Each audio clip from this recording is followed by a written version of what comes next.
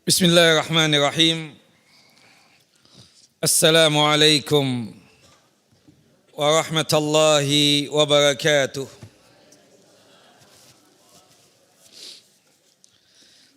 Alhamdulillah alladzi bi ni'matihi tatimmus shalihat wa usalli wa usallim ala nabiyil karim Muhammad bin Abdullah wa ala alihi wa sahbihi wa man tabi'ahu ila yaumiddin wa ba'd wa bisakhli sadri wa yassir li amri wahlul 'uqdatam min lisani yafqahu qawli Allahumma anfa'na bima 'allamtana wa 'allimna ma yanfa'una wa zidna ilma Allahumma inna na'udzubika min zawali ni'matika wa fuj'ati niqmatika wa tahawuli afiyatika wa jami'i sakhatika. Allahumma inna na'udzubika min jahdil bala wa darakis syaqa wa su'il qada wa syamatatil a'da.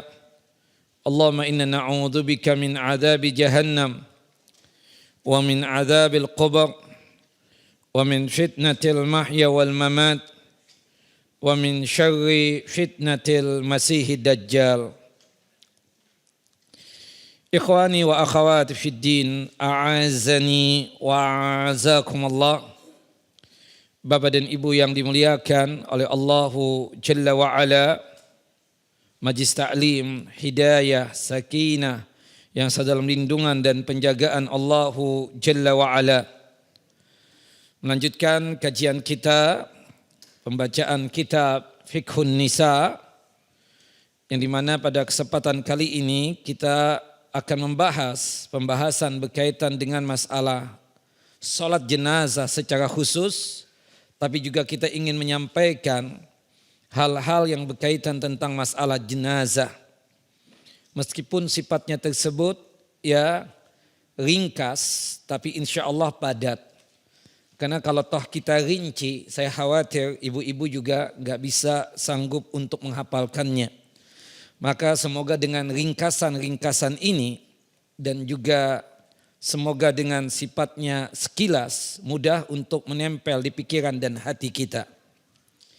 Bapak dan Ibu yang dimuliakan oleh Allahu Jalla wa Ala, yang pertama yang ingin saya ingatkan, ini berkaitan tentang orang yang mau meninggal dunia. Apa sikap kita pada saat berjumpa dengan orang yang mau meninggal dunia?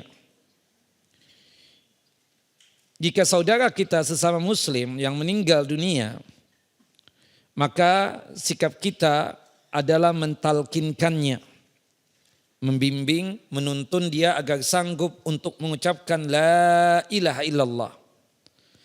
Talqin itu terambil dari kata-kata laqana yulaqinu talqinan, yang artinya membimbing, menuntun agar orang yang mau meninggal dunia sanggup untuk mengucapkan la ilaha illallah. Hal itu berdasarkan hadis dari sahabat yang mulia Abu Hurairah radhiyallahu an, dan juga dikuatkan dalam hadis Abu Sa'id Al-Khudri radhiyallahu an. Semoga Allah Jalla wa Ala meridai beliau. Qala, mereka berdua berkata, qala Rasulullah sallallahu alaihi wasallam. Rasulullah sallallahu alaihi wasallam bersabda, laqinu mautakum la ilaha illallah. Tolong bimbing, tolong talkinkan orang yang mau meninggal dunia agar sanggup untuk mengucapkan la ilaha illallah. Hadis ini sahih, dikeluarkan oleh Al-Imam Muslim dalam kitab sahih beliau pada nomor hadis 916, dan hadis juga dikeluarkan oleh Al-Imam Abu Daud dalam kitab sunannya pada nomor hadis 3117. Dan hadis ini juga dikeluarkan oleh Al-Imam At-Tirmidzi dalam kitab sunannya pada nomor hadis 976. dan juga dikeluarkan oleh Al-Imam Ibnu Majah dalam kitab Sunan beliau juga pada nomor hadis 1445, dan hadis juga dikeluarkan oleh Al-Imam An-Nasa'i. Kenapa mesti ucapan la ilaha illallah yang menjadi ucapan terakhir kita?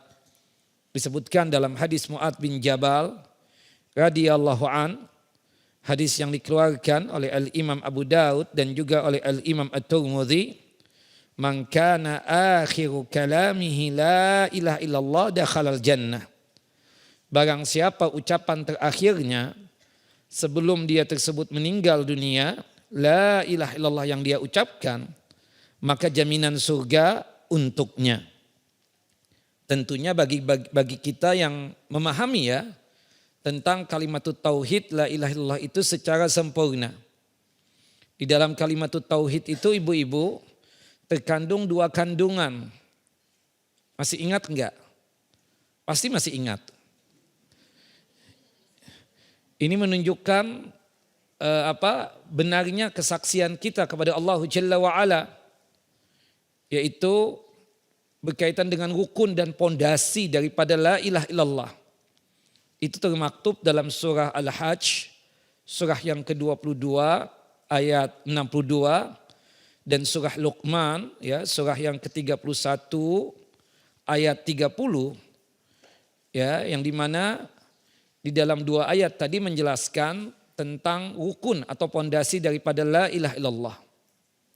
Yang pertama itu ibu-ibu al-isbat.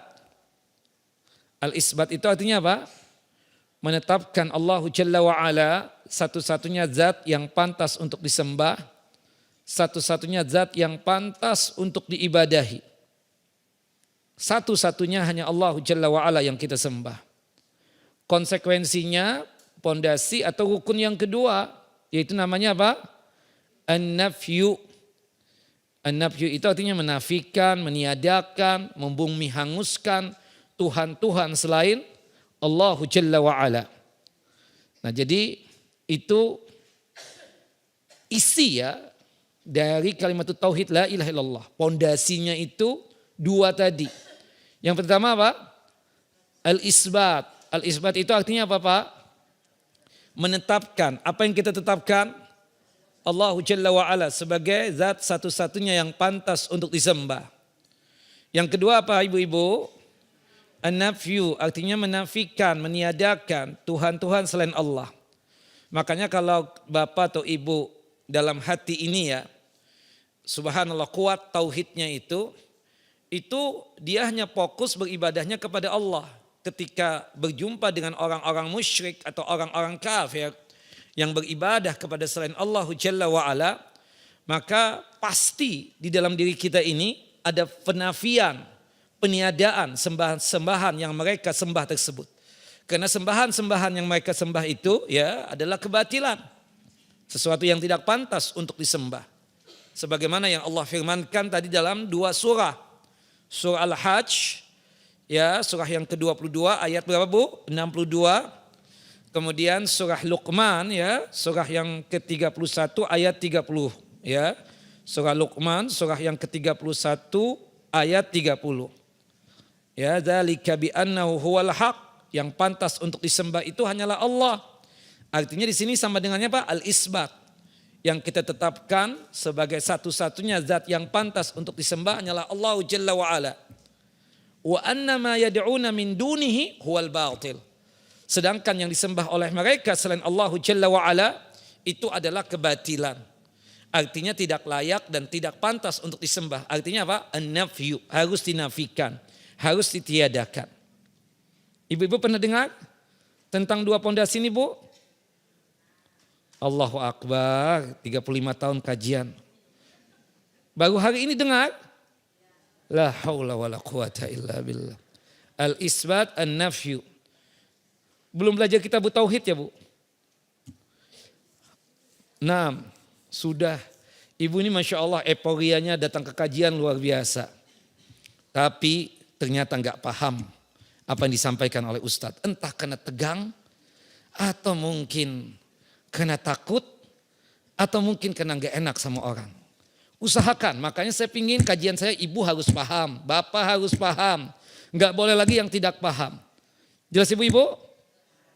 Nah, talqin itu untuk pengucapan la ilaha illallah itu hanya diberikan kepada orang muslim.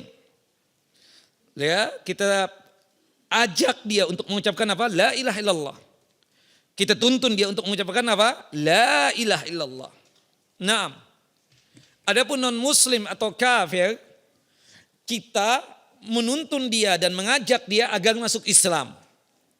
Sebagaimana disebutkan di dalam hadis yang dikeluarkan oleh Imam Bukhari dan juga oleh Al-Imam Ibnu Hibban, ya, dan juga Al-Imam Abu Daud, ya, dari hadis Anas bin Malik radhiyallahu an.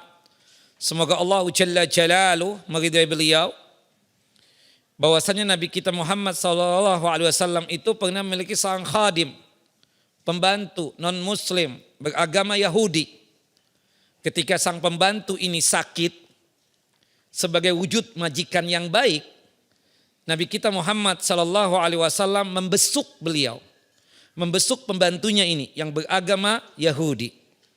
Dari sini ada pertanyaan dari ibu-ibu, Ustadz, boleh enggak aku membesuk tetangga aku yang sedang sakit tapi dia beragama non muslim, ya, beragama bukan Islam, Ustadz, gimana, boleh tidak? Boleh tidak? Boleh, ini dalilnya. Nah, ketika Nabi Muhammad SAW sudah sampai di rumah sang pembantu, Nabi melihat keadaan sang pembantu, ya, dan melihat keadaan sang pembantu itu sakit begitu luar biasa parahnya. Sampai-sampai terpikir di pikiran oleh Nabi SAW, ini kayaknya sebentar lagi nih ada undangan dari Allah Jalla wa'ala untuk sang pembantu ini. Sepertinya sebentar lagi apa? Qaid.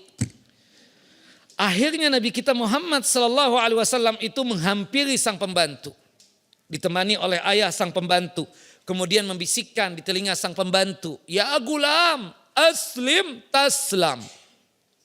Wahai pembantuku, masuklah engkau ke dalam Islam.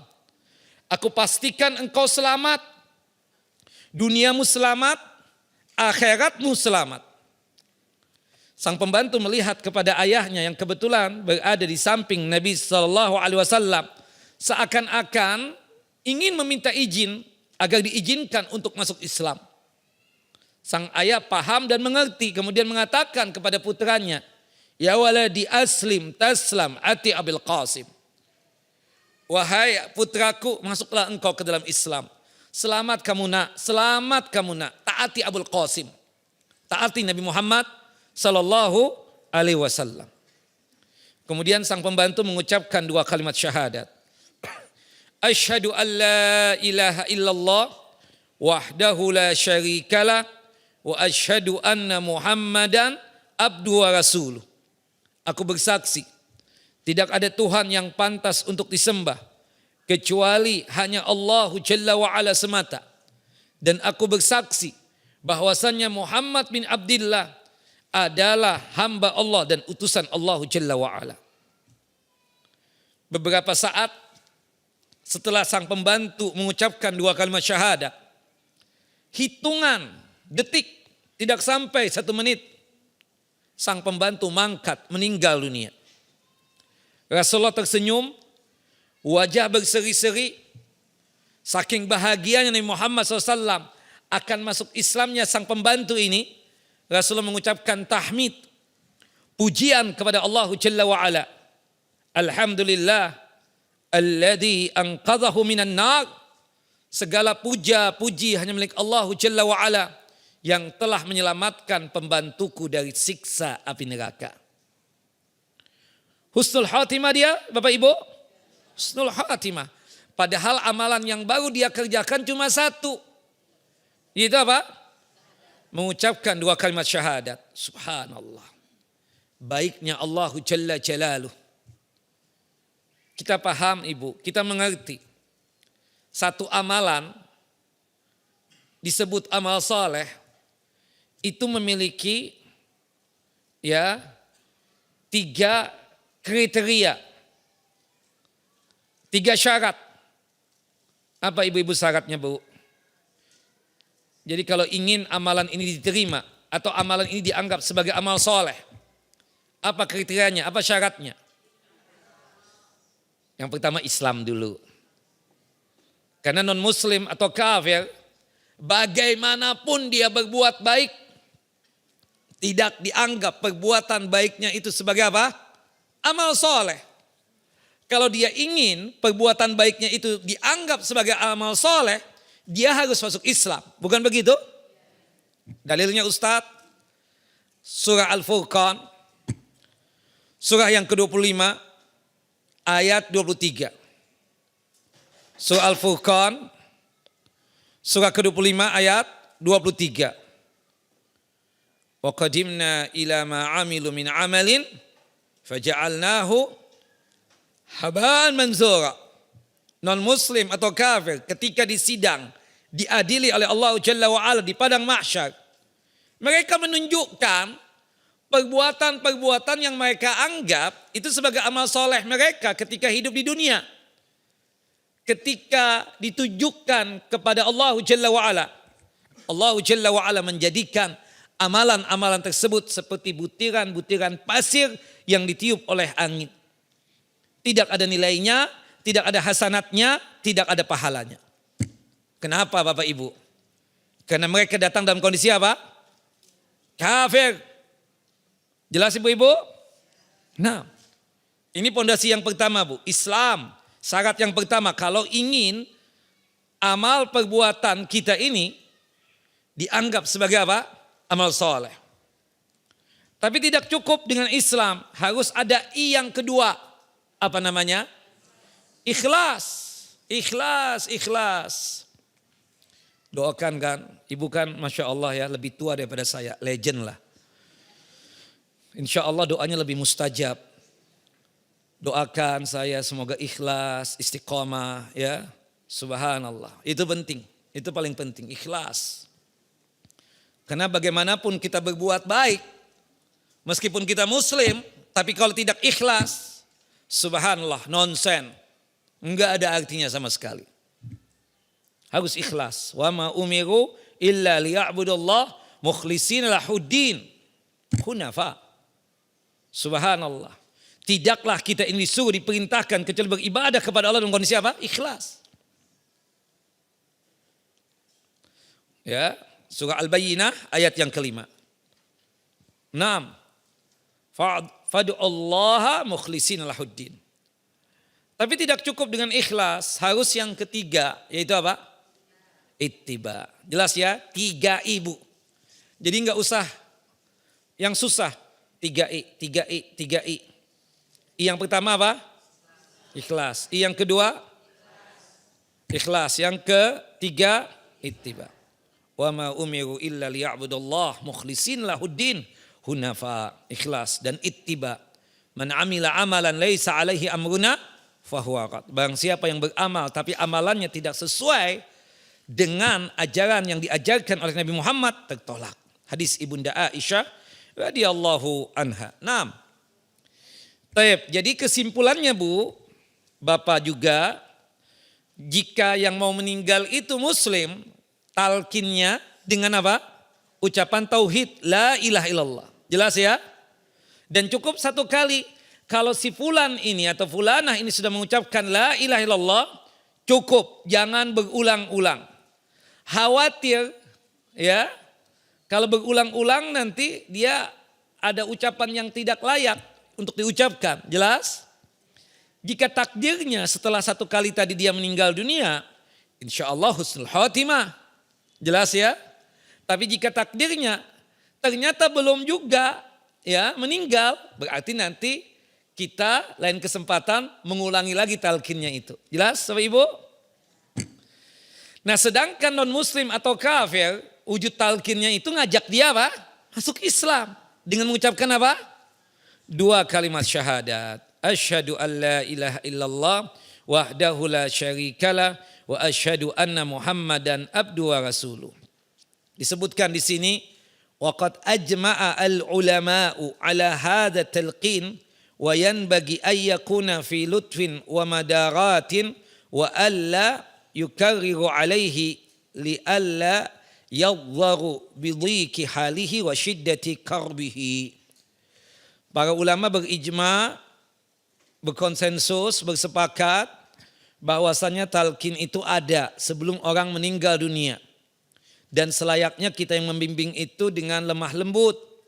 Ya, dengan lemah lembut dan kesantunan. Jangan diulang-ulang, khawatirnya dia berat nanti mengucapkan la ilaha illallah tadi. Dikarenakan sempitnya keadaan dia, beratnya keadaan dia, dan susahnya keadaan dia tadi. Cukup satu kali saja. Wallahu a'lam.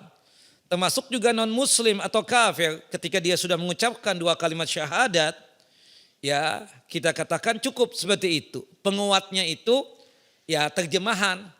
Aku bersaksi tidak ada Tuhan yang pantas untuk disembah kecuali Allah, dan aku bersaksi bahwasanya Muhammad bin Abdullah adalah hamba Allah dan utusan Allah.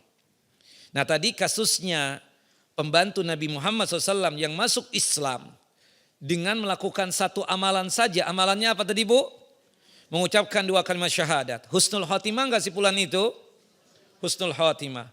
Kenapa? Karena kata Nabi kita Muhammad SAW di dalam hadis Anas bin Malik yang lain, hadis yang dikeluarkan oleh Al-Imam Muslim, idza aslamal abdu fahasuna islamuhu katabahallahu lahu kulla hasanatin kanat azlapuha wa muhiyat anhu kulla sayyi'atin kanat azlapuha. Jika seorang hamba masuk Islam, ya, dan Islamnya bagus, bukan keterpaksaan, ya, betul-betul dari hati masuk Islamnya itu, maka perbuatan-perbuatan baik di masa lalu dia tersebut Allah Jalla wa'ala jadikan sebagai amal solehnya dan sebagai hasanatnya yang bersama dengankan pahala. Non muslim, tetangga kita misalnya, kita perhatikan si kafir ini berbuat baik kepada kedua orang tuanya, sangat berbakti, kadang baik kepada kita, santun dalam tutur kata dan seterusnya.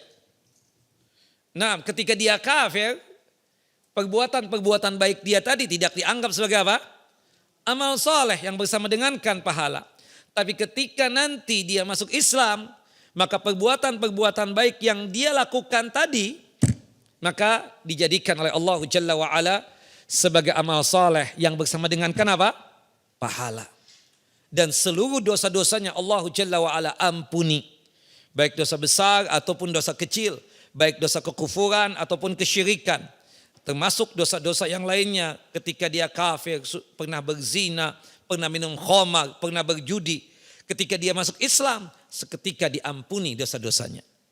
Nah itu baiknya Allah Jalla wa'ala kepada makhluknya, khususnya kepada kita manusia ini. Jelas apa Ibu? Nah adapun yang dilakukan oleh sebagian ibu-ibu ketika mendapatkan orang yang meninggal dunia, itu membacakan surah Yasin, itu hadisnya dhaif Bu ya. Itu disebutkan ya di dalam hadis yang dhaif ya. Iqra'u ala mautakum surat Yasin. Tolong bacakan surah Yasin kepada orang yang mau meninggal dunia. Lakinnahu hadisun dhaif. Fala yushra'u dzalika wallahu a'lam. Tapi ini hadis apa? Hadis dhaif. Kalau dikatakan hadis dhaif berarti bukan sabda Nabi sallallahu alaihi wasallam. Maka oleh sebab itu tidak disyariatkan ketika kita mendapatkan ada orang yang meninggal dunia, kita membaca surah Yasin. Monggo silakan Bapak Ibu baca surah Yasin. Tidak mengapa yang demikian. Tapi tidak ada penghususan apa-apa. Ya, membaca surah Yasin ada pahalanya. 1 hurufnya apa? 10 kebaikan. Seperti itu. Cuma kalau surah Yasin itu dijadikan bacaan kita untuk orang yang meninggal dunia atau orang yang mau meninggal dunia, ini menjadi kurang tepat. Ya, menjadi ya sesuatu yang sifatnya tidak pas ya. Kenapa? Karena tuntunannya itu tidak ada. Karena tujuan mereka membacakan surah Yasin tadi untuk orang yang meninggal dunia Pak, agar mudah dia Pak meninggalnya. Nah ini jadi kesalahan juga, tidak ada keterangan bahwasanya kalau kita membacakan Al-Quran untuk orang yang mau meninggal dunia menjadi mudah kematiannya. Tidak seperti itu ya. Tapi tuntunan yang benar ketika kita melihat ada orang yang mau meninggal dunia, kalau dia muslim, maka talkinnya kita dengan apa? La ilaha illallah. Tapi kalau dia non muslim atau kafir, maka kita ajak dia masuk Islam dengan mengucapkan apa? 2 kalimat syahadat. Taib. Kemudian yang kedua yang saya wanti-wanti ini.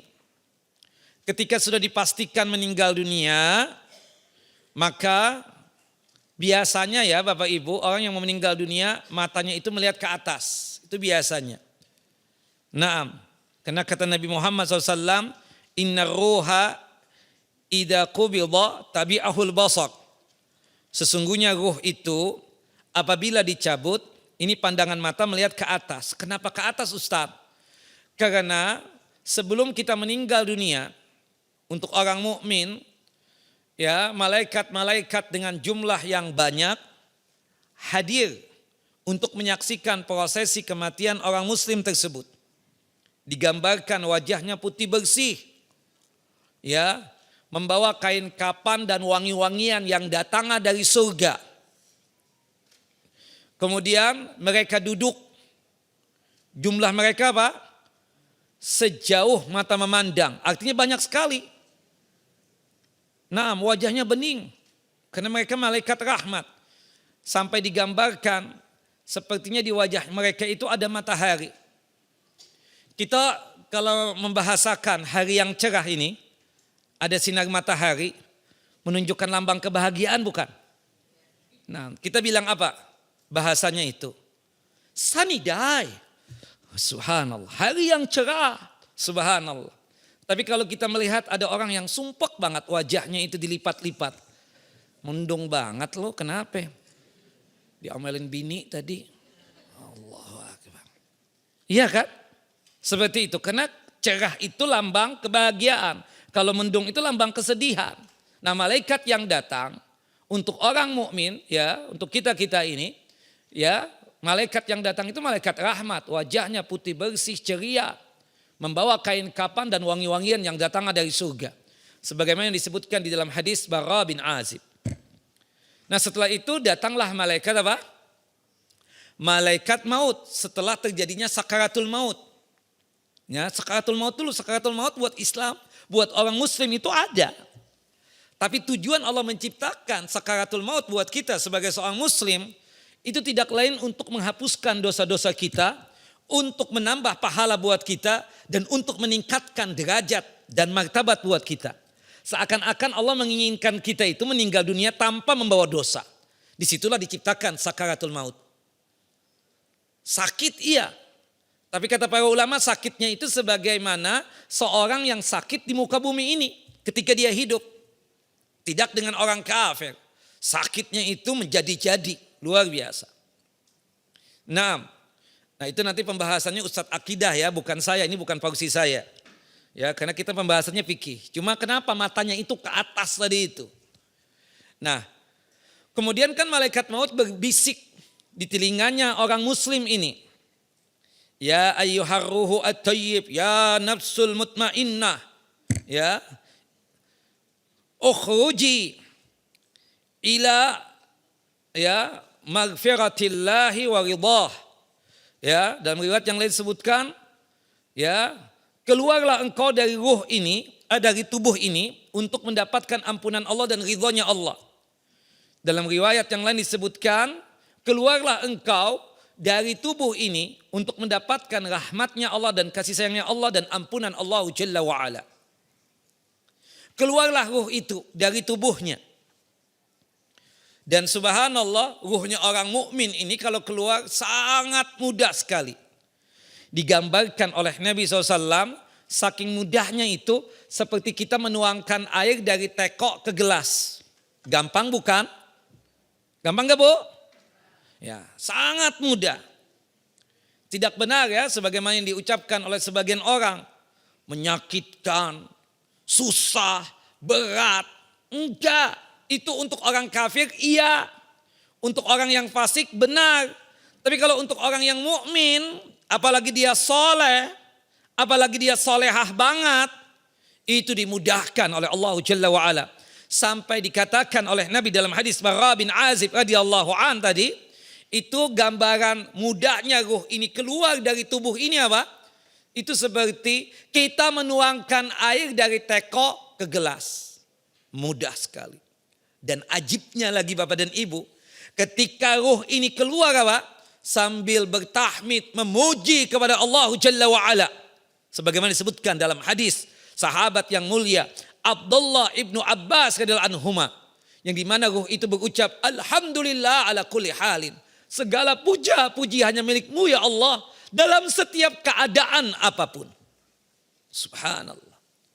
Ruh ini sebenarnya enggak mau berpisah dengan kita, tapi ini satu keniscayaan, mau tidak mau, suka atau tidak suka, akan keluar juga untuk sementara waktu. Tapi nanti ketika kita berada di alam barzah, dikembalikan lagi ruh ini kepada kita. Makanya pertanyaannya ya, ruh itu meninggal gak sih? Saya sudah infokan ini sebelum COVID. Tapi pasti lupa.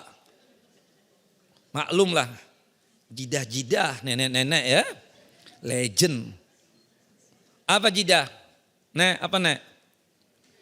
Ada 9 makhluk kan yang tidak mati, tidak hancur meskipun terjadi kiamat. Apa jidah? Oke, yang pertama apa? Yang pertama surga. Surga makhluk. Surga sudah diciptakan oleh Allah Jalla wa'ala. Ciptaannya Allah. Meskipun hari kiamat terjadi, surga tidak hancur. Surga itu apa? Makhluk. Yang kedua apa? Neraka. Neraka sudah diciptakan oleh Allah Jalla wa'ala. Neraka makhluk. Meskipun terjadi kiamat, tidak hancur. Itu yang namanya neraka. Yang kedua, yang ketiga, makhluk yang pertama. Siapa makhluk yang pertama? Nabi Adam manusia pertama. Makhluk yang pertama. Kolam, pena. Iya. Jidah. Nenek. Al-qalam, pena. Ya, tidak hancur meskipun terjadi kiamat. Yang keempat, Al-Lauhul Mahfud. Tempat pencatatan takdirnya makhluk. Juga tidak hancur meskipun terjadi kiamat. Yang kelima, arasnya Allah Jalla Jalaluh. Arasnya Allah Jalla Jalaluh. Singgasananya Allah. Tidak hancur meskipun terjadi kiamat sekalipun. Yang keenam, kursinya Allah Jalla Jalaluh. Mau tanya lagi Bapak, apa yang disebut dengan kursinya Allah Jalla Jalaluh? Yang kita baca dalam sehari berapa kali Pak? Allahu Akbar, gak pernah baca. Berapa kali Bu? La ilaha illallah, salah lagi. Sudah dibahas. Coba hitung. Kurang banget 8 kali. Itulah tadi. Nah, kajian, rajin ke kajian. Sehari 3 kali kayak minum obat. Makanya buat ibu-ibu MT Hidayah Sakani khusus ya, sehari sekali doang. Jangan, sudah. Cukup sehari sekali aja Bu. Nah, gak masuk juga ujung-ujungnya. 8 kali dong ayat kursi kita baca sehari, bukan begitu? Salat 5 waktu. Setelah salat 5 waktu kan, setelah salat wajib sekali. 1 kali 5 berapa? 5. Oke, zikir pagi sekali 6. Zikir petang sekali 7. Sebelum tidur 1 kali 8. Apalagi kalau kita baca Al-Ikhlas, Al-Falaq, An-Nas, berapa kali itu kita baca? 3, dikit banget. Berapa Pak? Al-Ikhlas, Al-Falaq, An-Nas Bu berapa Bu? Ya Allah. Hitung dulu. Salah. 18. Setelah salat subuh 3 kali. Zikir pagi 3 kali 6. Setelah salat zuhur 1 kali 7. Setelah salat asar 1 kali 8. Zikir petang 3 kali 11. Ya, setelah salat wajib maghrib 3 kali 14. Setelah salat isya 1 kali 15. Sebelum tidur 3 kali 18. Ibu baca cuma enggak menghitung aja ya, seperti itu. Nah. Wallahu a'lam bissawab. Baik, Bapak dan Ibu yang dimuliakan oleh Allah Jalla wa'ala. Siapa yang tahu apa yang disebut dengan kursinya Allah, Bapak Ibu? Ibu, ya Allah. Di MT Hidayah ini ustadznya keren-keren loh. Doktor, ada kan? Ada yang S2, ada yang S3, ada yang S4. Apa Bu? Ya Allah, ya Allah. Kursinya Allah itu tempat Allah Jalla wa'ala menginjakkan kedua telapak kakinya Allah. Telapak kakinya Allah Jalla wa'ala sesuai dengan kebesaran dan keagungan Allah Jalla Jalaluh. Ayat kursi itu kita baca 8 kali. Yang disebut dengan kursi itu bukan sebagaimana kursi yang kita duduki ini. Yang disebut dengan kursinya Allah Jalla wa'ala yang makhluk ini. Ya, kursinya Allah itu makhluk, kita katakan tempat Allah Jalla Jalaluh menginjakkan kedua telapak kakinya. Telapak kakinya Allah Jalla wa'ala tidak bisa untuk kita bayangkan, tidak bisa untuk kita hayalkan, dan tidak boleh untuk kita selewengkan makna dan artinya. Tidak boleh juga diserupakan dengan makhluknya. Kita meyakini Allah punya telapak kaki. Dan kursi itu tempat Allah Jalla wa'ala menginjakkan kedua telapak kakinya. Dan kursinya Allah yang seluas 7 lapis langit digabung dengan luasnya 7 lapis bumi. Itu tidak hancur meskipun terjadi kiamat. Itu yang keberapa Bu? Keenam. Yang ketujuh. 8 malaikat yang membopong arasnya Allah Jalla wa'ala. Yahmilu arsya rabbika yawma idin samaniyah. 8 malaikat itu ada satu nama yang ketahuan. Siapa namanya? Salah lagi. Tahu nggak yang meniup sangkakala pada waktu hari kiamat? Israfil. Israfil itu ibu-ibu, bapak-bapak punya tugas 2. Selain tugasnya itu adalah meniup sangkakala, juga ditugaskan oleh Allah Jalla Jalaluh untuk membopong dan mengangkat arasya Allah Jalla Jalaluh. Jumlahnya ada berapa? Ada 8. Selain Israfil siapa Ustaz? Wallahu a'lam. Hanya Allah Jalla wa'ala yang maha mengetahuinya. Jelas Bapak Ibu? Nah, yang ke-8 dan ke-9 berkaitan dengan diri kita. Ruh ini tidak mati Bu. Kemudian yang kedua yang tidak hancur juga, tulang ekor kita. Jadi jumlahnya ada berapa? 9. Ya, jadi ruh tidak mati. Sementara waktu naik ke langit. Jelas ya, sebagaimana disebutkan di dalam hadis ya Barra bin Azib dan disebutkan di dalam hadis Abu Hurairah. Jelas ya. Subhanallah. Makanya pandangan mata kita kalau kita meninggal atau siapapun yang meninggal itu pasti pandangan matanya itu kemana? Ke atas. Dipegang oleh malaikat maut. Baru sekejap mata dipegang oleh malaikat maut. Subhanallah. Malaikat-malaikat dengan jumlah yang banyak tadi. Yaitu malaikat rahmat. Yang digambarkan wajahnya putih bersih. Mengambil ruh orang mukmin tadi dari tangannya malaikat maut. Untuk diletakkan di kain kafan dan wangi-wangian. Yang mereka bawa dari surga. Kemudian baru dibawa naik. Makanya mata kita apa? Ke atas. Semua kita begitu. Dan itu bukan sebagai tanda su'ul khotimah Bu. Kita katakan semua kita begitu. Maka tugas kita yang hidup pada saat menyaksikan ada saudara kita matanya terbuka dan melihat ke atas. Tugas kita apa Bapak-bapak? Takmidu ainaihi. Memejamkan apa? Kedua matanya. Jelas gak Bu? Nah apalagi kejadian di langit nanti. Subhanallah ya. Sekelas info aja nih. Ya. Sebagaimana disebutkan di dalam hadis Abu Hurairah yang dikeluarkan oleh Al-Imam Ibnu Hibban. Itu ketemu tuh dengan ruh-ruh orang mukmin yang lebih duluan meninggal dunia. Gimana caranya? Ya Allah yang bikin cara. Allah Qadir, Allah maha sanggup dan mampu. Di Hidayah Sakinah ini jidah nenek. Wahai para ibu-ibu yang legend. Sudah ada yang meninggal dunia enggak? Oh banyak. Nah itu nanti ketemu. Gimana? Fulanah masih pengajian enggak? Masih duduk di belakang enggak? Masih bawa makanan enggak ketika kajian? Masih. Dia ingat kejadian-kejadian apa? Di dunia. Pertanyaannya seperti itu. Itu orang-orang yang kita kenal kan seperti itu. Itu kejadian di mana? Di alam langit. Adapun di alam barzah ketika ruh itu sudah dikembalikan lagi ke tubuh kita, wallahu a'lam. Bisa nggak saling besuk, saling kunjungan atau apa? Wallahu a'lamu bissawab. Kita nggak tahu. Tapi kita dikenali oleh mereka-mereka yang sudah duluan apa? Meninggal dunia.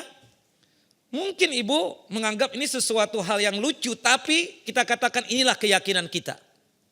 Jadi saya bisa jawab, adakah pertemuan itu? Ada di langit. Di alam barzah, di alam kubur, wallahu a'lam. Jelas ya? Dan ruh ini enggak mati, dikembalikan lagi ke tubuh kita setelah itu. Nah, sebelum apa? Mungkar dan nangkir datang. Nah, nanti lebih jelasnya Ustadz yang mengajari masalah akidah nanti ya. Masalah akidah ini penting ini. Ini rukun iman yang keberapa ibu-ibu, bapak-bapak? Masalah yang kayak ginian. Rukun iman ada berapa?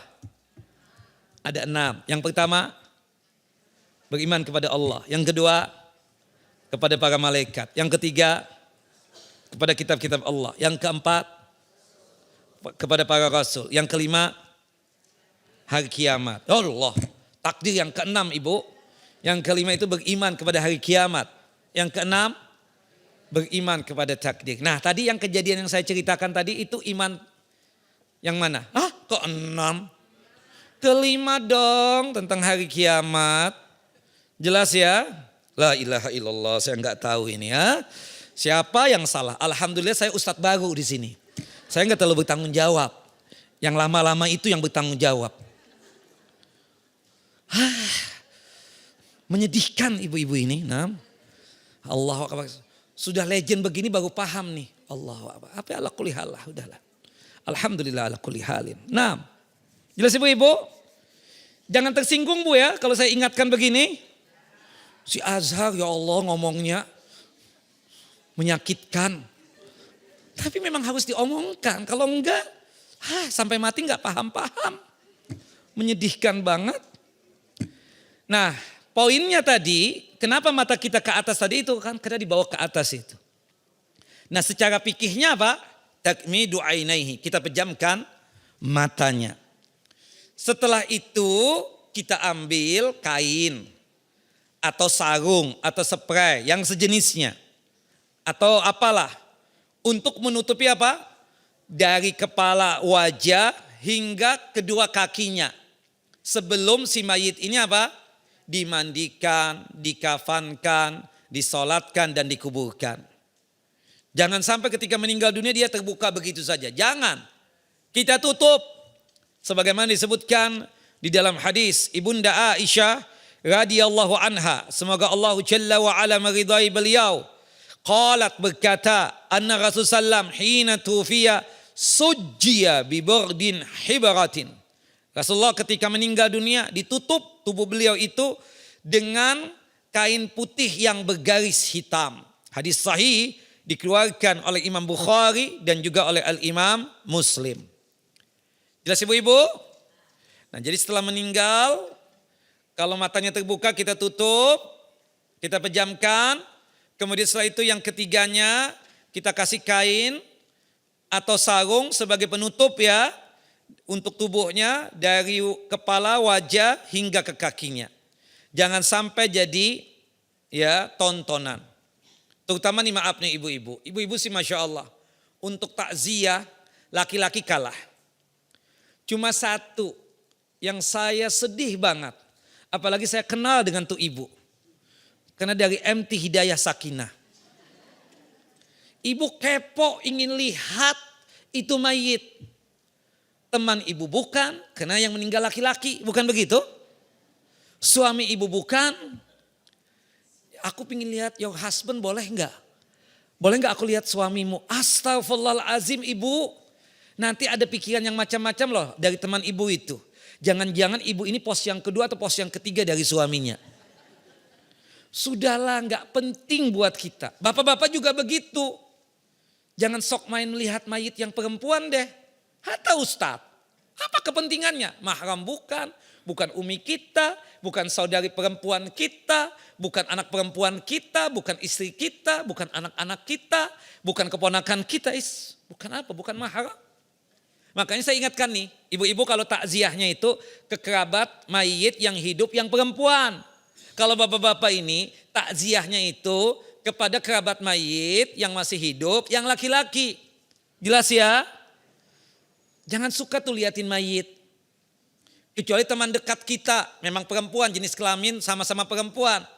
Kecuali bapak jenis kelamin kita laki-laki yang meninggal, oh itu yang biasa kajian tuh. Yang mana? Itu yang biasa bersandar. Udah meninggal, udah. Subhanallah. Kita datang sebagai ustadz kan, mau nggak mau mendoakan. Kita lihat dong mayitnya bagaimana. Allahu Akbar, kita doakan dan seterusnya. Asal laki-laki. Tapi maaf ya kalau misalnya ibu-ibu yang meninggal, saya nggak punya hak. Bukan mertua saya, bukan ibu saya, bukan kakak saya. Meskipun saya dianggap anak oleh ibu-ibu semua, keponakan, enggak, bukan mahram. Jelas ya? Bu, jangan demen lagi ya liatin suami orang itu. Nah, benar enggak Bu, ibu-ibu begitu? Iya, akuin aja lah. Mungkin di Hidayah Sakinah enggak ada. Tapi yang di sana yang jauh itu ada masih. Nah, wallahu a'lam bissawab ya. Nah setelah itu yang keempat, sudah ditutup nih. Sebelum dimandikan dengan kain atau spray atau yang sejenisnya ya. Kita hadapkan tubuhnya si mayit ini kemana? Ke arah kiblat. Nah tolak ukurnya kita hadapkan menghadap kiblat itu bagian tubuh yang kanan. Nah itu kan kiblat di sana. Jadi kaki kita ke sana, kepala ke sana. Bukan yang dihadapkan itu kepala ke sana, kaki ke sana, enggak. Tubuh yang bagian kanan Bapak Ibu jelas. Itu yang dihadapkan ke arah apa? Ke arah kiblat. Dan itu terjadi sebelum dia dimandikan ataupun setelah dia dimandikan dan dikafankan. Langsung dihadapkan tubuhnya ke hadapan mana? Kiblat. Dalilnya Ustadz, hadis yang dikeluarkan oleh Al-Imam Hakim dan juga oleh Al-Imam Al-Baihaqi. Dan hadis ini dihasankan oleh Syekh Nasiruddin Albani rahimahullah rahmatan wasi'ah. Ya, termasuk yang diceritakan oleh sahabat yang mulia. Naam, yang disebutkan di dalam kisah ya Abdurrahman bin Abdullah bin Ka'ab bin Malik tentang cerita sahabat yang mulia Barra bin Ma'rur. Barra bin Ma'rur. Ya, Barra bin Ma'rur ini awwalu man istaqbalal qiblah hayyan wa mayyitan. Orang yang pertama kali menghadapkan tubuhnya ke arah kiblat Ka'bah itu Barra bin Ma'rur. Yang dimana ketika dia hidup dan juga ketika dia tersebut meninggal dunia. Nah, disebutkan Barra bin Ma'rur ini seorang sahabat yang ikut perjanjian Aqabah. Ketika Rasulullah berhijrah ke Madinah, Rasulullah bertanya, Barra mana ya Barra bin Ma'rur? Faqalu, para sahabat menjawab, tufiya, udah meninggal ya Rasulullah. Wa amara bisulusihi laka ya Rasulullah wa awsa an yuwajjaha ilal qiblah limahtudira. Dan beliau Barra bin Ma'rur itu berwasiat ya Rasulullah, sepertiga hartanya buat antum. Kemudian beliau berwasiat kalau beliau meninggal dunia, pastikan tubuh beliau yang kanan dihadapkan ke kiblat. Faqala Rasulullah asabal fitrah. Sahabat kita Barra bin Ma'rur itu dia telah mendapatkan fitrahnya sebagai seorang muslim. Memang seperti itu sunnahnya. Kalau ada yang meninggal dunia, tubuhnya yang sebelah kanan ini dihadapkan ke kiblah ya, Ka'bah al-Musyarrafah. Tapi aku tidak mau terima nih hadiah sepertiga ini. Aku kembalikan kepada putranya atau kepada anak keturunannya. Wa qad raddatu sulusahu ala waladihi. Naam. Kemudian Rasulullah mendoakan siapa? Barra bin Ma'rur. Allahumma ighfir lahu warhamhu wa adkhilhu jannataka. Ya Allah, ampunlah dosa-dosa Barra bin Ma'rur, berikanlah rahmat dan kasih sayang buat Barra bin Ma'rur dan masukkanlah dia ke dalam surga. Naam. Hadis ini derajatnya apa? Hasan, artinya sahih ya, sabda Nabi sallallahu alaihi wasallam. Jelas Bapak Ibu? Ini amalan yang keberapa? Keempat. Setelah itu yang kelima. Kita katakan yang kelima ibu-ibu. Kita yang datang takziah boleh untuk mendoakan. Boleh untuk apa? mendoakan, apalagi itu teman dekat banget. Meskipun nanti ada salat jenazah, dalam salat jenazah itu kan pasti ada doa. Tapi kalau kita memang bestie, teman dekat, kenal banget, ya makanya sekali lagi, kalau yang meninggal itu bapak sama-sama dengan kita jenis kelaminnya laki-laki, nggak apa-apa antum lihat untuk mendoakan. Ibu-ibu juga kalau yang meninggal itu teman dekat ibu, yaitu perempuan, kita katakan nggak apa-apa untuk lihat, untuk mendoakan, ya. Kemudian doanya bagaimana Ustadz? Doanya sebagai berikut. Kita sebut namanya, ya. Siapa yang meninggal dunia? Misalnya si fulan. Ini kejadian pernah dilakukan oleh Nabi. Doa ini pernah dibaca oleh Nabi ketika Abu Salamah, sahabat yang mulia, meninggal dunia. Doanya sebagai berikut. Allahumma ighfir li Abi Salamah. Nah, ya Allah ampunilah dosa-dosa Abu Salamah. Kalau misalnya siapa yang meninggal kita tahu fulan namanya, kita sebutkan. Allahumma ighfir fulan bin fulan. Warfa darajatahu fil mahdiyin. Angkat derajat dan martabatnya ya Rabb bersama orang-orang yang engkau berikan petunjuk dan hidayahnya.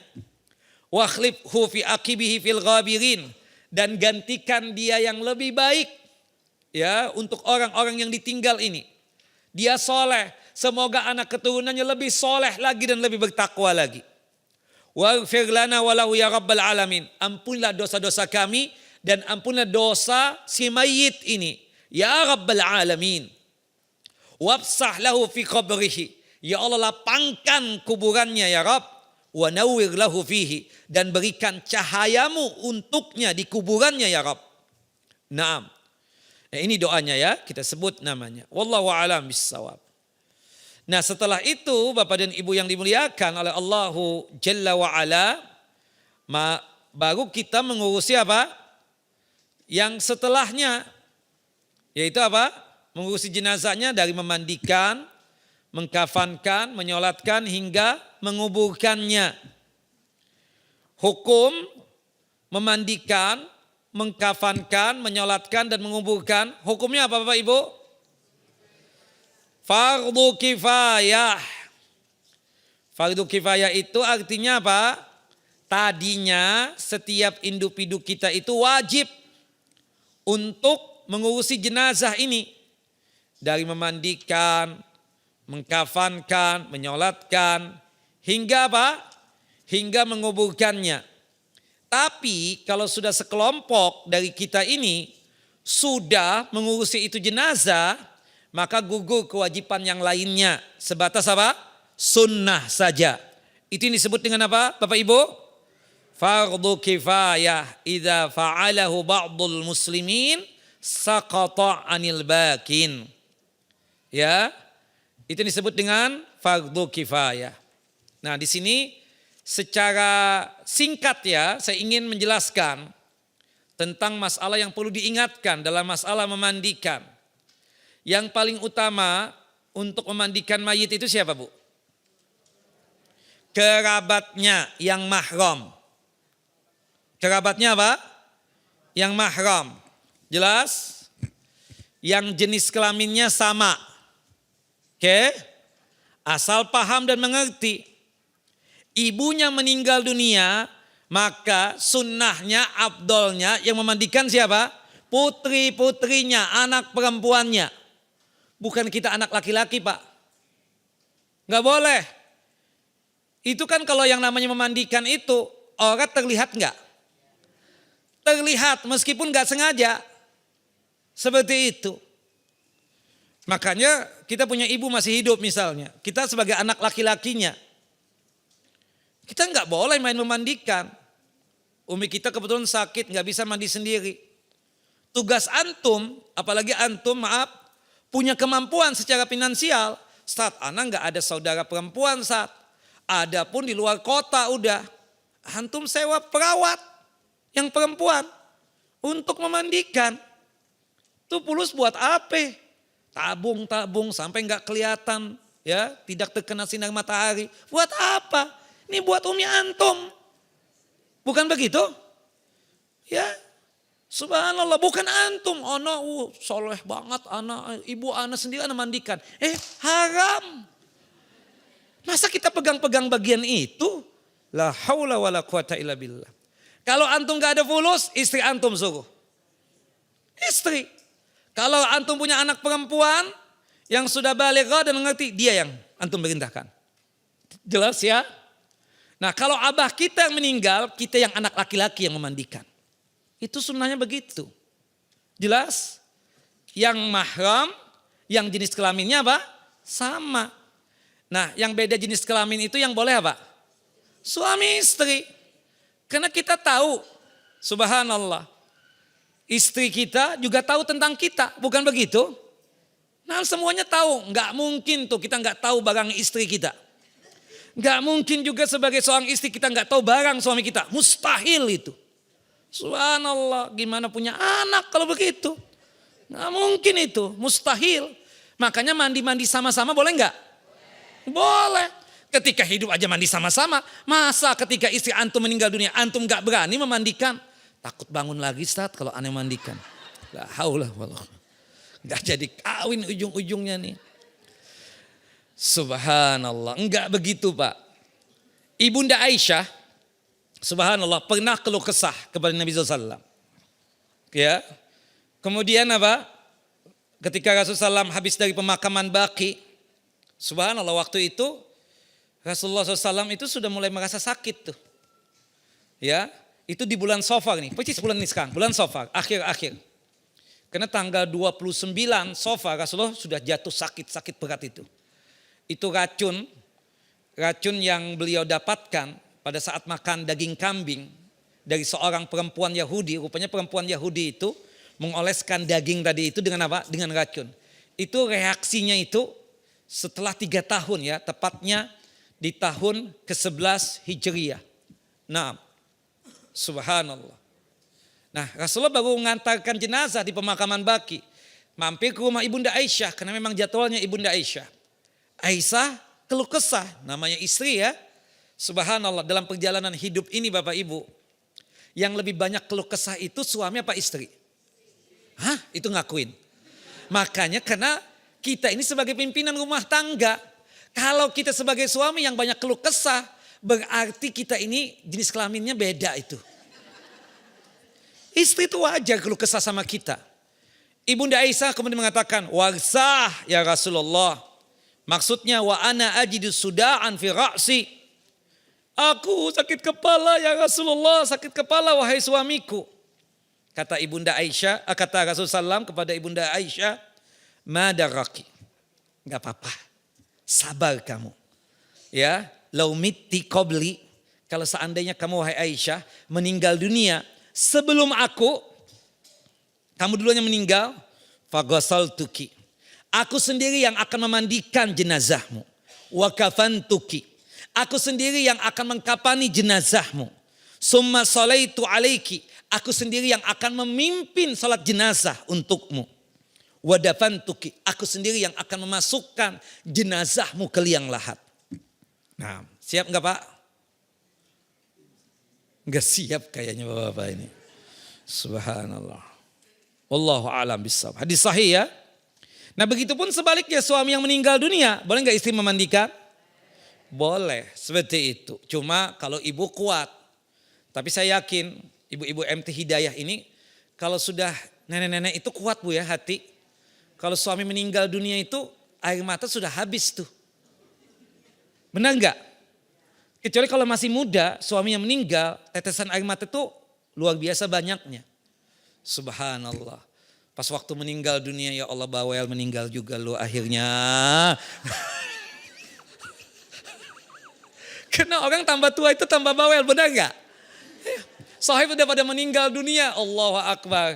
Itu baperan banget. Makanya nih kita sebagai anak-anaknya itu udahlah maklumin. Kita pun juga begitu. Apalagi tuh yang umi-umi nih, ibu-ibu ini. Aduh baperannya kuat banget. Lu aja ya, istri lu aja yang urusin ya. Gue gak usah diurusin. Gue dulu yang nyebokin lu. Udah di macam-macam. Padahal ya Allah Ustaz, ya Allah sampai anak nginep di situ Ustaz. Ini umi kita tinggal sebentar aja. Dia sudah ngomel-ngomel. Ibu-ibu jangan begitu Bu ya. Kesian anak ibu. Nah kesian dia. Dia ingin ngurusin. Cuma kan namanya anak itu gak optimal. Gak maksimal juga. Subhanallah, memang nggak seperti ibu-ibu atau bapak-bapak ketika ngurusin anak. Allahu Akbar. Kita nih paling anti nyebokin orang. Tapi kalau anak sendiri, kebetulan istri kita nggak ada Pak, mau nggak nyebokin kita? Mau banget. Meskipun setengah hati. Tapi ini anak demi anak. Dulu istri kita misalnya, tuh paling gak suka yang jorok-jorok. Tapi berhubung itu anaknya sendiri, mau gak pegang-pegang itu? Mau. Anaknya, subhanallah. Cuma yang kita takutkan nih, jangan-jangan anak kita gak begitu nanti. Makanya kita berharap ya Allah kalau dikasihkan sakit berat nanti, jangan lama-lama deh. Kita ingin kayak Rasulullah 14 hari setelah itu meninggal. Bukan apa-apa. Takut anak-anak kita nggak sabar ngurusin kita. Itu aja yang kita takutkan. Allahu Akbar. Kita sama anak kita kuat. Bukan begitu? Sanggup dan mampu. Tapi anak-anak kita belum tentu sabar dengan kita. Makanya kita punya anak 7, 8, 9, 10. Bisa kan kita berbagi kasih sayang itu? Bisa. Anak-anak kita yang jumlahnya 15 belum tentu bisa ngurusin yang 2 orang. Itu kondisinya udah. Makanya banyak-banyak berdoa, Rabbi habli minas salihin, Rabbi habli minas salihin, Rabbi habli minas salihin dan seterusnya. Subhanallah, anakku baik, soleh banget. Kalau sudah menikah, beda. Manusia itu ada perubahan enggak? Perubahan yang pertama kali ketika dia tersebut menikah. Bukan begitu? Seorang laki-laki yang tadinya Masya Allah baik bisa berubah. Dikarenakan apa? Istrinya. Seorang istri pun juga bisa berubah. Dikarenakan siapa? Suaminya. Manusia bisa berubah. Bisa berubah. Ya, subhanallah. Ya, bisa berubah dengan keadaan dia. Ya, yang tadinya fakir, miskin, berubah enggak Bu? Ya Allah dulu enggak segini nih orang. Songong banget nih. Sombong banget nih orang. Perubahan. Subhanallah. Ketenaran juga. Bukan begitu? Bisa merubah orang enggak Bu? Ya Allah si Azhar dulu waktu di MT Hidayah sih WA langsung dijawab. Ini setelah sebulan baru dia jawab. Bayangkan. Benar gak Bu? Ketenaran bisa berubah orang. Makanya udah cukup deh MT Hidayah aja kajian kita. Jangan terlalu terkenal bahaya juga. Ibu-ibu sering foto. Gak mau saya Allah. Ya Allah nenek-nenek lagi yang foto. Aduh minta foto lagi. La ilaha illallah. Aduh. Ya kan seperti itu. Gak bebas. Ya kan Bu? Makanya manusia mudah-mudahan perubahan kita baik. Dari yang jahat jadi baik. Perubahan kita itu ada pengaruh karena pengaruh dari din dan agama. Bukan perubahan dari positif ke negatif.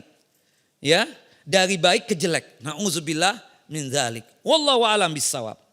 Ya, semoga anak-anak kita saleh dan salehah bisa ngurusin kita. Terasa sih ya, kalau sudah tua begini nih terasa betul ya Allah, sepi. Anak punya rumah sendiri, anak jarang telepon, anak jarang datang. Mulai sudah kita sumpek, ya. Nanti gimana aku meninggal ya. Makanya doa, semoga sampai akhir hayat kita bisa jalan. Jangan sampai dicebokin ya Allah enggak ya Allah jangan kasih musibah yang seperti itu ya Allah. Takut kita, anak-anak kita enggak sabar ngurusin kita. Nah, tapi Ibu, jadi kalau suami memandikan istri boleh enggak? Istri memandikan suami boleh tidak? Subhanallah. Ketika sakit bapak-bapak siap memandikan istrinya? Ya Allah bapak-bapak enggak siap. Urusan perawat aja deh. Ya Allah. Ibu-ibu siap enggak kalau suaminya sakit Bu untuk mandikan? Masih hidup nih Bu. Udah bawelnya kencang banget. Subhanallah memandikan lagi. Allahu Akbar. Dan biasanya Pak. Kalau istri kita masih muda Pak, bapak sakit duluan, itu cemburu kelas tinggi Pak. Hati-hati. Percaya sama saya. Lu dari mana lu? Lu mau selingkuh ya? Udah. Apalagi suami sakit main WA di hadapan suami. Apa sih? WA lagi. Ini ibu-ibu Hidayah Sakinah ngundang pengajian. Enggak percaya, pasti laki-laki ya WA. Lu doakan gue meninggal ya.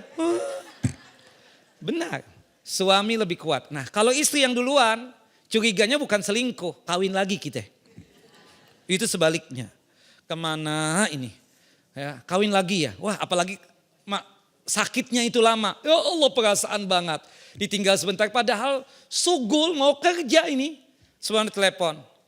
Oh, ya kemana? Ya cari fulus. Ditinggal ke tempat istri yang baru ya. Astagfirullah suuzon. Itu pasti Bu. Lihat aja nanti. Tunggu tanggal mainnya aja. Wallahu a'lam bishawab. Nah, itu pasti terjadi begitu. Nah, sabar. Bapak sabar, ibu sabar juga ya. Mudah-mudahan kita enggak seperti itu. Mudah-mudahan. Makanya Pak, baik-baikin istri sekarang. Baik-baikin Pak, baik-baikin Pak. Nanti dibalas sama dia ketika antum sakit. Nah, seperti itu. Begitupun juga ibu-ibu, baik-baikin suami Bu. Supaya dia tidak mudah ke lain hati Bu. Kalau ibu sekarang kurang-kurang dengan suami ibu, itu kesempatan dia ibu sakit, apalagi sakit stroke.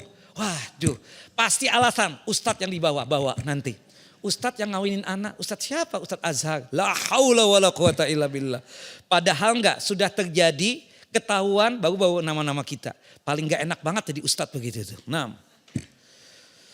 Tapi ibu, boleh enggak memandikan anak kecil? Subhanallah, yang belum balik. Boleh buat ibu-ibu. Kalau misalnya anaknya masih kecil, belum balik, ya, maka ibu-ibu tadi boleh untuk memandikan siapa? Untuk memandikan anaknya yang masih kecil tadi itu. Tapi kalau untuk bapak-bapak, ya, sebagian ulama mengatakan kalau umurnya 7 tahun ke bawah, itu tidak mengapa. Anak perempuannya 7 tahun ke bawah tidak mengapa. Tapi sebagian yang ekstrim ya, itu mengatakan tetap nggak boleh. Kenapa? Alasan mereka cuma sebatas ya penelitian. Kenapa ayahnya tidak boleh memandikan putrinya meskipun belum balik, dikarenakan laki-laki itu mudah syahwat. Beda dengan perempuan. Perempuan boleh memandikan anaknya yang laki-laki. Baik dia tersebut masih hidup ataupun sudah meninggal dunia, anaknya tersebut boleh. Kenapa? Karena memang secara hadis ada yang menjelaskan itu. Yang kedua, perempuan itu lambat untuk apa? Untuk syahwatnya. Wallahu a'lam. Ini bukan saya ngomong ya Bu ya, ulama. Nah, wallahu a'lam bishawab. Dan itu kenyataannya memang laki-laki mudah syahwat enggak? Mudah. Kalau perempuan susah. Ada laki-laki ganteng, seganteng apapun, subhanallah, susah itu. Makanya kan ada sesuatu yang dibalik daripada itu. Nah itu kita kembalikan kepada ustadz yang membahas masalah rumah tangga. Bukan bagian saya. Nah, baik ibu. Kemudian, idza mata rajulun bainan nisa au imra'atun baina rijal.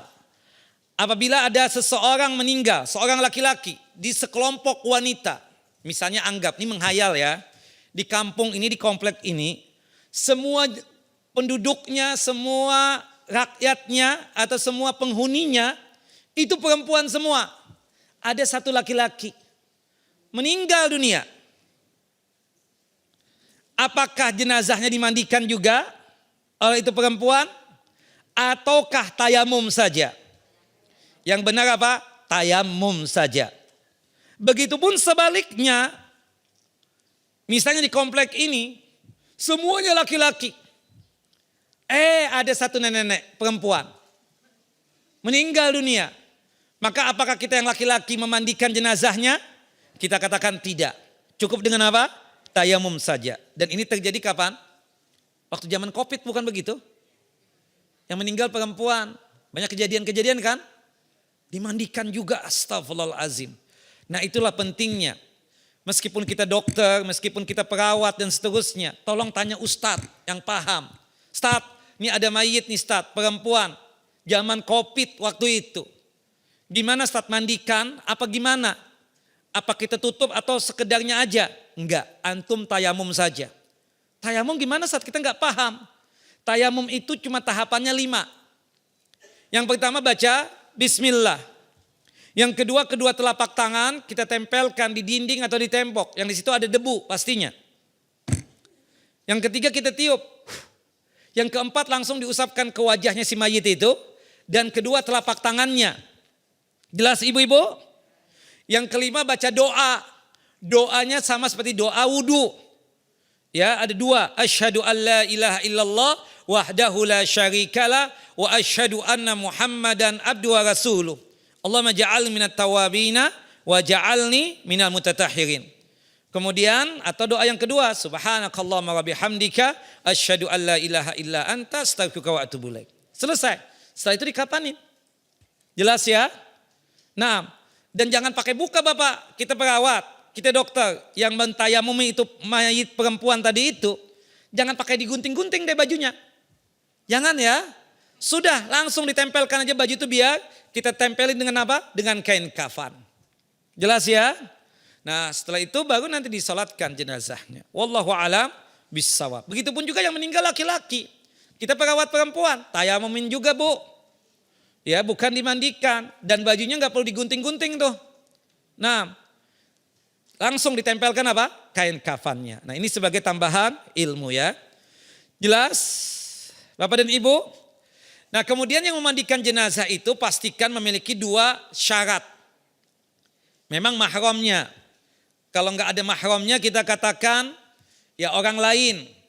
Tapi pastikan dua sifat ini atau dua syarat ini harus ada pada al-mughassil yang memandikan jenazah. Yang pertama as-salahu.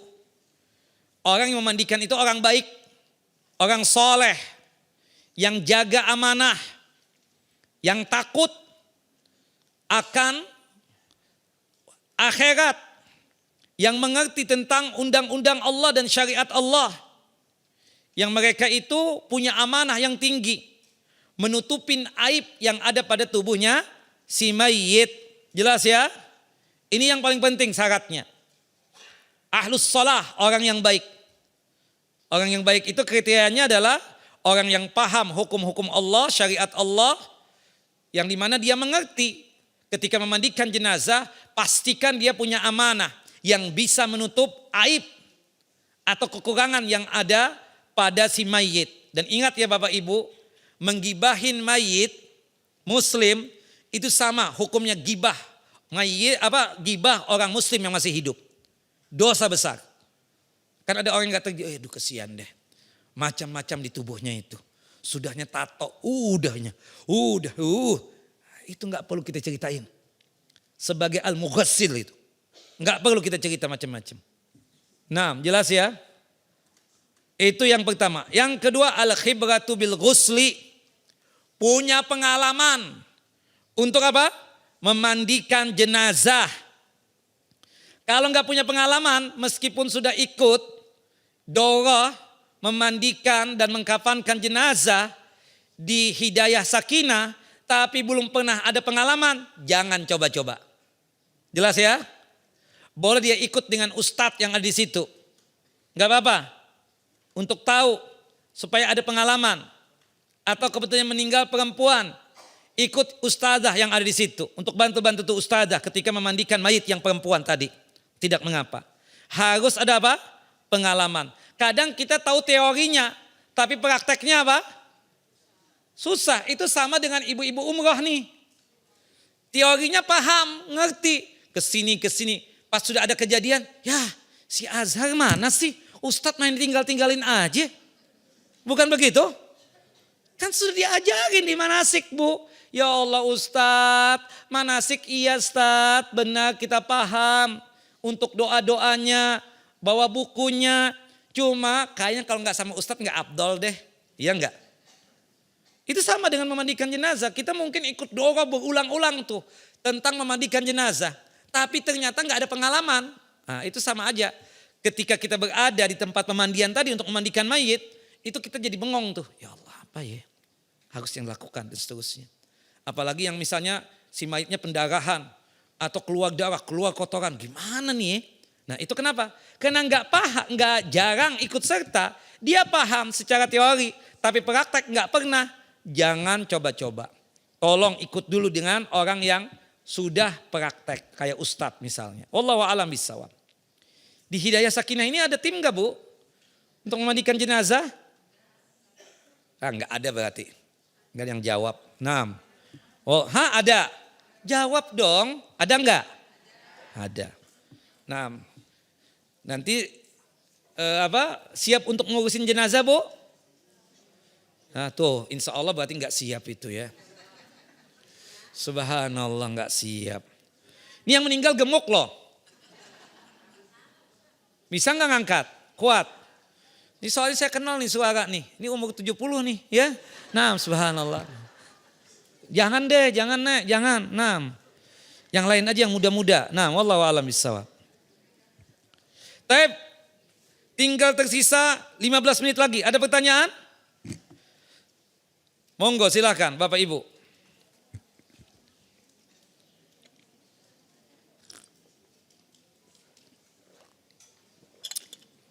Enggak ada? Hurry up. Quickly please.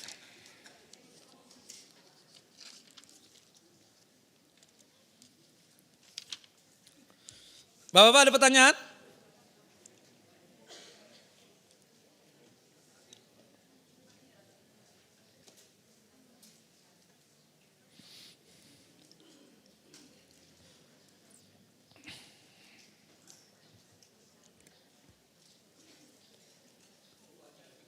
Oh banyak.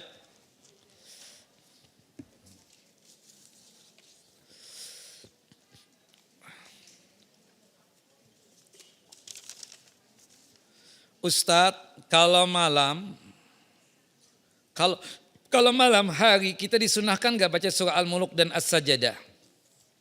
Ada perdebatan di kalangan para ulama berkaitan dengan surah yang berjumlah 30 ayat.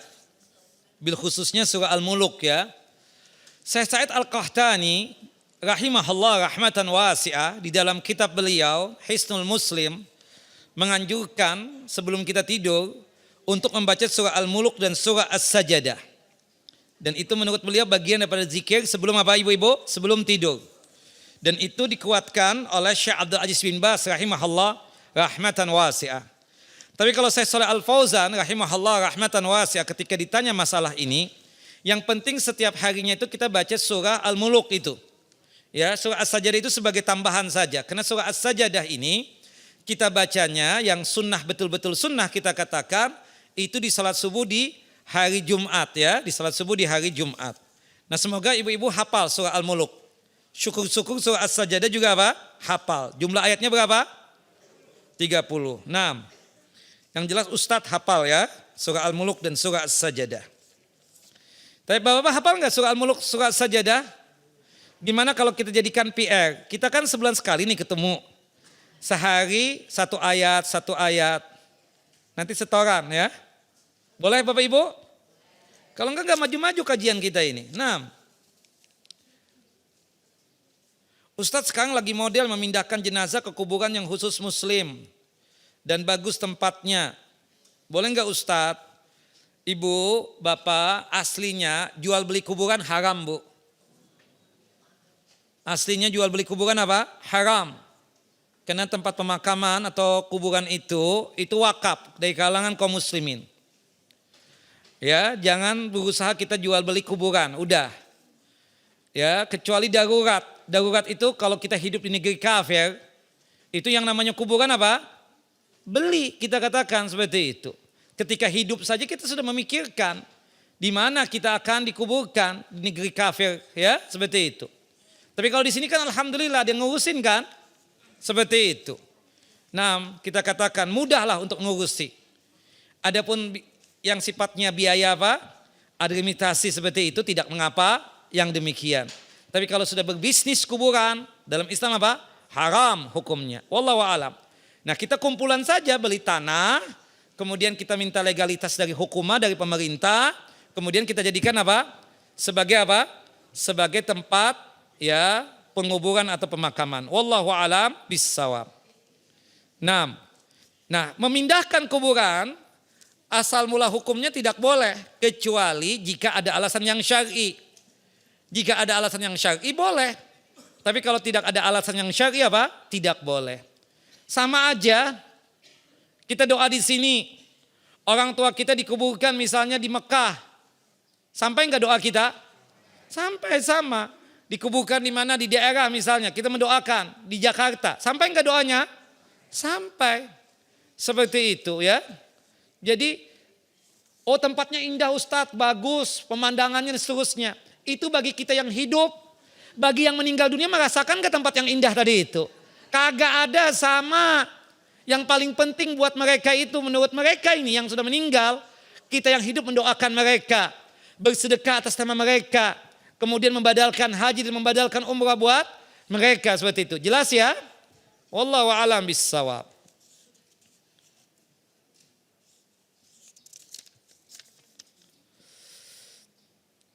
Ustadz, apakah boleh sholat istikharah buat dua masalah yang berbeda dalam sholat? Jadi sholat istikharah itu kita katakan sholat sunnah. Jadi doanya yang pakai doa istikharah tersebut. Kata Nabi kan, sholat yang sunnah, ghairu faridah. Tatawu'an ghairu faridah. Ya, sholat sunnahnya itu kita katakan bisa jadi sholat duha. Nanti sebelum salam, kalau kita hafal, baca doa itu. Kalau kita nggak hafal, kata Syekh Islam Ibn Taimiyah, boleh doa istikharah itu kita baca setelah selesai sholat sunnahnya tadi.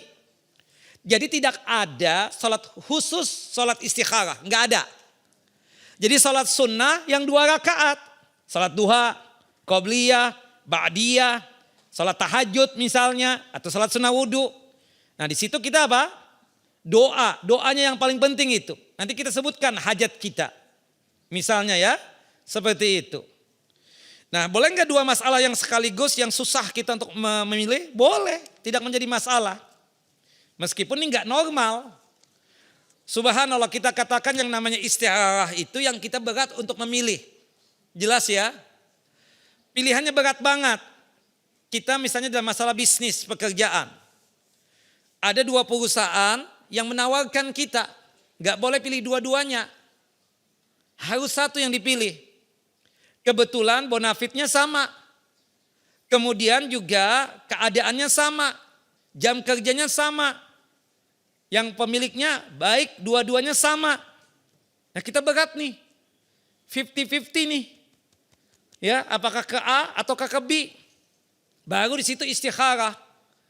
Tapi kalau kita sudah kuat kepada si A misalnya, enggak perlu istikharah enggak? Karena pasti yang muncul si A juga. Jelas ya, enggak perlu istikharah lagi. Ini yang berat kita memilih. Seperti itu. Wallahu a'lam bissawab. Jelas ya Bapak Ibu?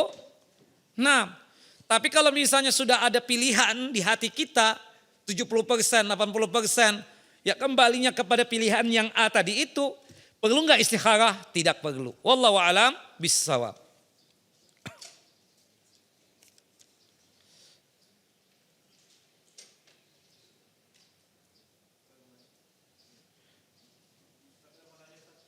Enggak, bentar. Ibu-ibu dulu. Karena ibu-ibu yang bikin pengajian. Nah.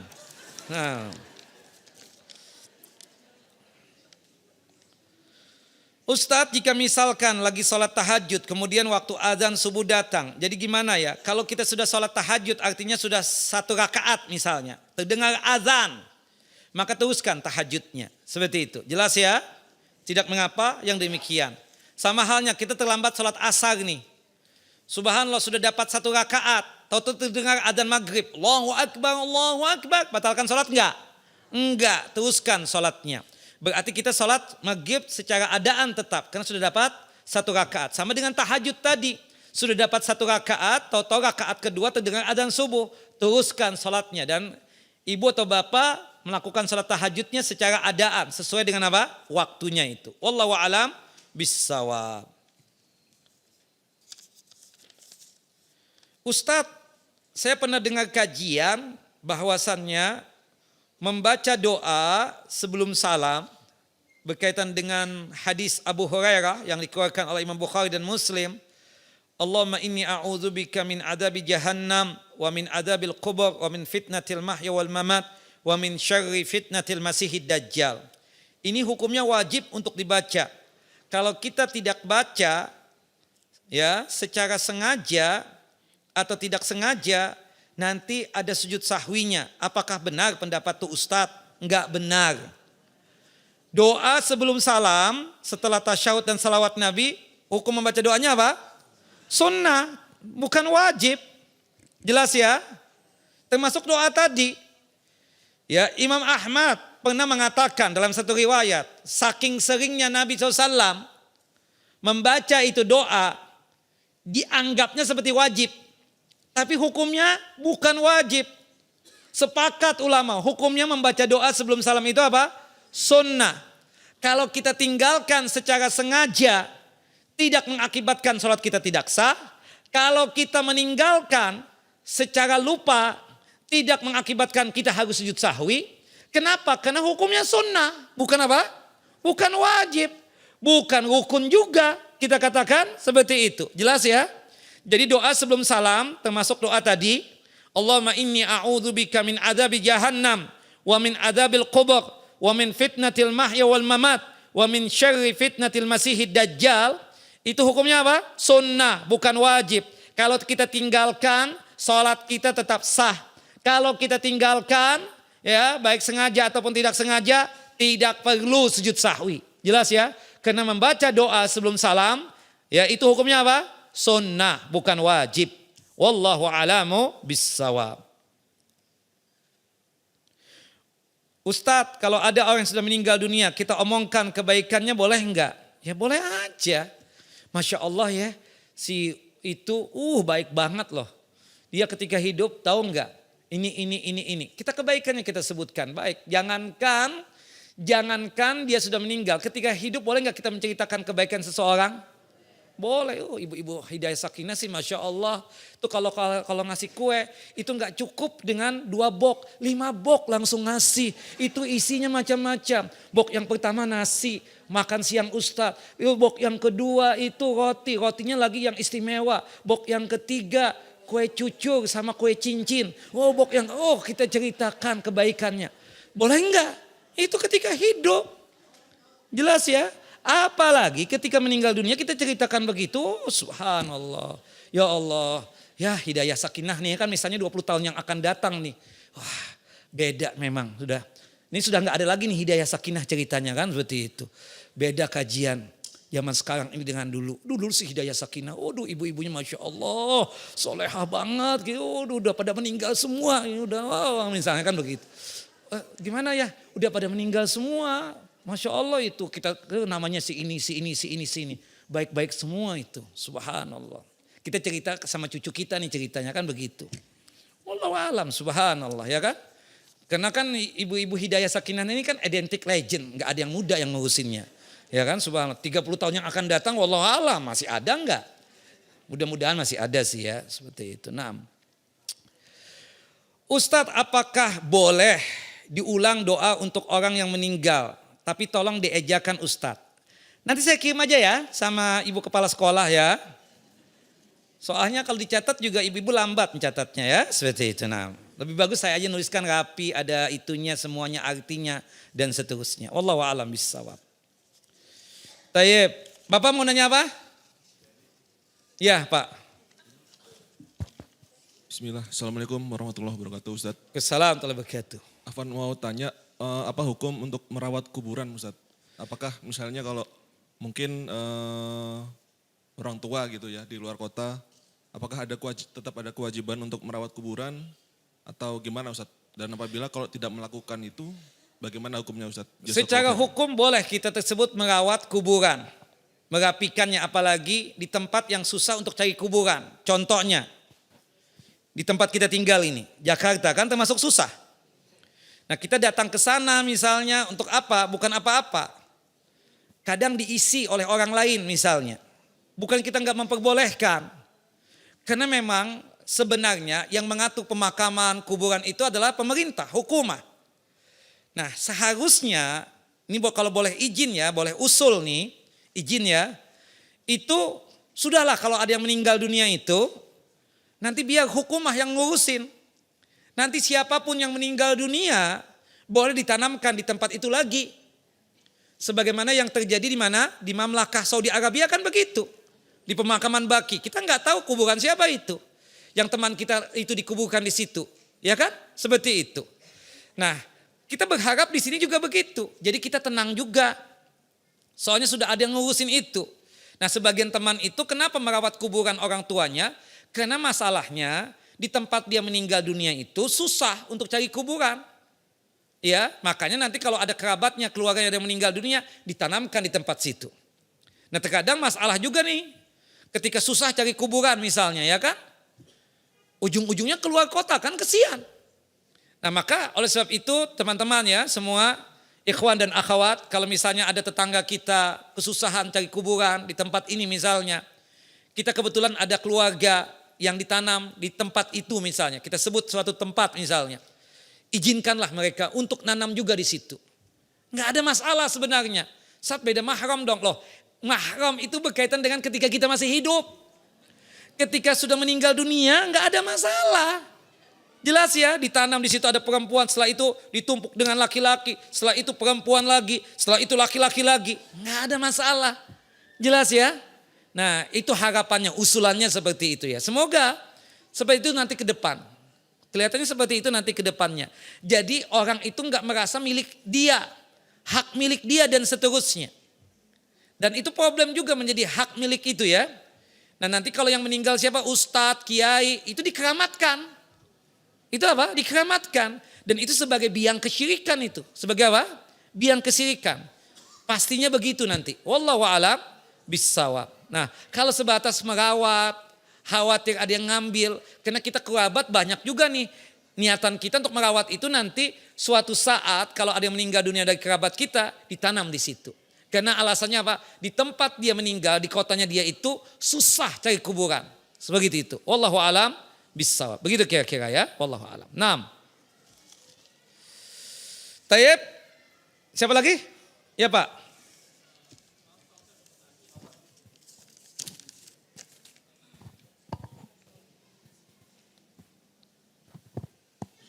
Bagaimana menyikapi dengan korban kecelakaan Pak Ustadz? Apakah langsung wajib kita mandikan atau kita menunggu keluarganya dulu baru datang gitu Pak Ustadz di rumah sakit? Yang pertama kalau ada korban kecelakaan seperti itu dan antum mengetahui identitasnya, tolong antum segera telepon keluarganya agar segera datang. Jelas ya? Karena kalau antum langsung memandikan, sebenarnya secara hukum boleh-boleh saja. Cuma bermasalah nanti antum dengan keluarganya.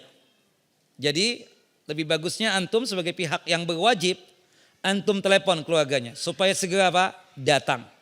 Nanti setelah itu ada penyerahan antara antum dengan keluarga si mayit, biar keluarga si mayit yang punya tugas untuk apa? Mengurusi jenazahnya. Seperti itu. Wallahu a'lam bissawab. Jelas? 6. Ustadz izin bertanya, jika kakak laki-laki kita meninggal dan saat dimandikan kondisinya tertutup kain, bolehkah kita ikut menyiram aja dan tidak memandikan? Secara hukum sih boleh, tapi ngapain juga?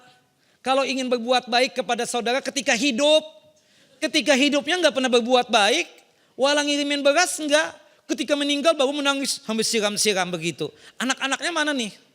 Itu bagi mereka yang kadang maaf ya tidak ngerti hukum, ya. Saudaranya mana? Disuruh siram 1 kali, 2 kali dan seterusnya. Sebenarnya secara hukum monggo, boleh-boleh aja. Cuma yang paling penting berbuat baik itu kepada siapapun ketika apa? Ketika hidup. Ketika hidup itu. Tolonglah ketika hidup ini kita berbuat baik sama bestie kita, sama teman dekat kita, sama kerabat kita. Terutama nanti dalam masalah apa? Menyolatkan jenazah. Jangan sampai kita ini tidak apa? Menyolatkan jenazah. Ya. Karena salat jenazah itu fadilah dan keutamaannya luar biasa ikhwan, luar biasa. Salatkan jenazahnya ya kan seperti itu. Wallahu a'lam bissawab. 6. Ini apa pertanyaannya nih? Di luar tema masalah ekonomi Ustadz. Tanya sama Ustadz yang ngajarin ekonomi ya. Nah ada haknya kan?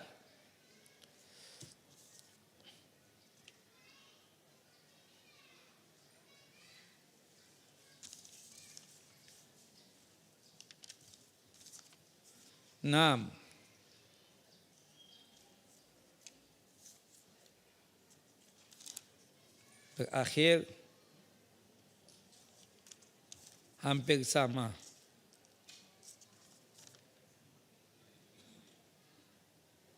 Taib, enggak ada lagi? Barakallahu fikum, jazakumullah khairan. Semoga Bapak dan Ibu selalu dalam lindungan Allah Jalla wa Ala. Sehat walafiat. dimudahkan dalam masalah rizki dan nikmat, dipanjangkan umur di dalam ketaatan kepada Allah Jalla wa Ala, terhindar dari musibah dan malapetaka, dijauhkan dari kesusahan dan kesulitan. Amin ya rabbal alamin. Wa sallallahu Nabi Muhammad wa ala ali Muhammad kama sallaita ala Ibrahim wa ala ali Ibrahim innaka Hamidun Majid. Allahumma barik ala Muhammad wa ala ali Muhammad